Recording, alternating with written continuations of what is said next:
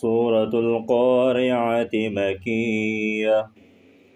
القارعة ما القارعة وما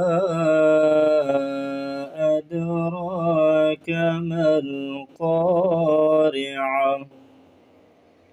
يوم يكون الناس كالفراش المبثوث وتكون الجبال كالعهن المنفوش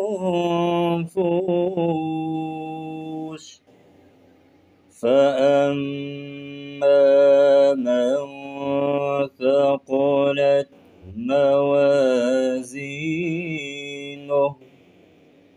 فهو في عيشة راضية وأما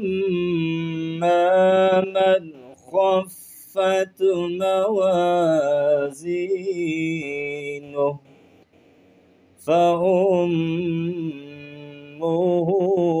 هاوية وما أدراك ما هي نار حامية.